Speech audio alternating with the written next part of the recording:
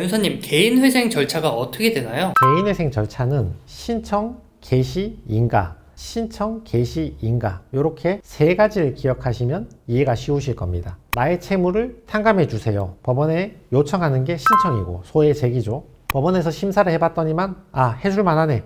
변제금 내기 시작하세요. 이게 개시 결정이고, 그리고 개시 결정 내고 변제금 두세 번 내는 거 확인하고 잘 내는구나. 재판 끝낼 테니까 알아서 변제하세요. 이게 인가 결정이 되는 거죠. 개시 결정 나오면 거의 90% 다 끝났다고 보시면 됩니다. 근데 개시 결정 받고 법원을 가야 된다는데요? 맞습니다. 개시 결정 받으면 90% 거의 다 끝났는데 더 이상 할 게 없는데 마지막 10% 남아있는 게 법원 가는 거예요. 채권자 집행 기일이라고 하는데 개시 결정 받고 법원에 집행 기일에 한번 갔다가 인가 결정을 받는 거죠. 채권자 집행기일은 뭔가요? 채무자가 채권자들을 상대로 자기의 변제 계획안을 설명하고 물음에 답변을 하는 절차이거든요. 우리가 상식적으로 봤을 때 채무자하고 채권자가 서로 상대방의 위치에 있는데 법원이 채무자 말만 믿고 아이고 안타까운 사람이네요. 무조건 탕감해 주겠습니다. 이럴 순 없잖아요. 채권자 말도 들어봐야 되잖아요. 저게 변제율이 너무 낮다거나 저 사람 탕감해주면 부당하다거나 사기적인 뭔가가 있다거나 채권자한테도 말할 기회를 주고 이의 신청할 기회를 주고 법원에 나와서 직접 설명을 들을 기회도 주고 양쪽의 말을 다 들어보고 균형 있게 절차를 끝내야 될 거 아니에요. 그래서 개시 결정 받으면 90% 끝난 건 맞는데 이 채권자 집행기일 안 가시면 절차가 폐지가 됩니다. 근데 그날 가면 멱살 잡힐 것 같은데 어떡하죠?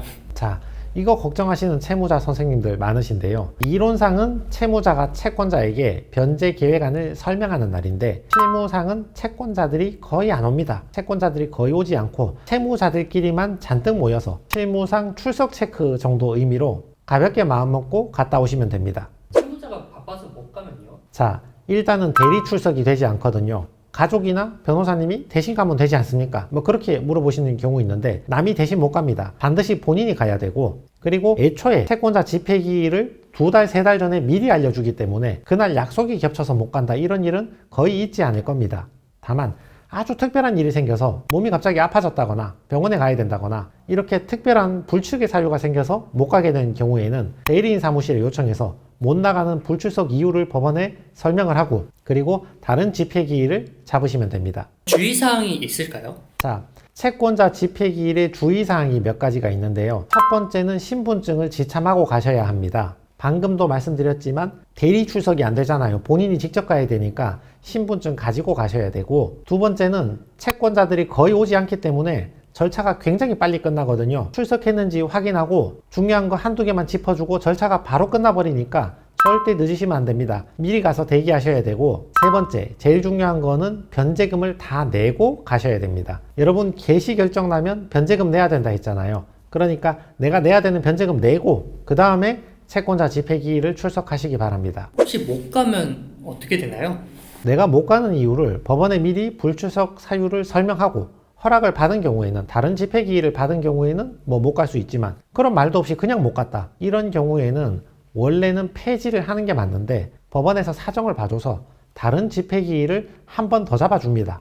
그렇지만 이걸 권리라고 생각하시면 안 되죠. 법원이 폐지해버려도 할 말은 없으니까 무조건 정해진 기일에는 나간다 이렇게 생각하시는 게 더 좋습니다. 다만 집행기일을 빠졌는데 변제금도 안 내고 빠졌어. 이런 경우에는 법원에서 볼 때 이 사람은 개인회생을 더 이상 진행할 의사가 없구나 이렇게 생각을 해서 더 이상 한 번의 기회를 더 주지도 않고 바로 폐지해버릴 확률이 굉장히 높아집니다. 그러니까 개시 결정 받고 변제금은 꼭 납부해 주시기 바랍니다. 근데 송달료 더 내라는 건 무슨 말이에요? 자, 개시 결정 나고 송달료 추납을 해야 되는 분들이 있거든요. 방금 얘기했지만 채무자와 채권자 양 당사자가 있는 절차잖아요. 그러니까 법원에서 하는 결정에 대해서 예를 들면 개시 결정문 같은 거를 채무자한테만 보내주는 게 아니라 채권자한테도 송달을 해줘야 된다고요.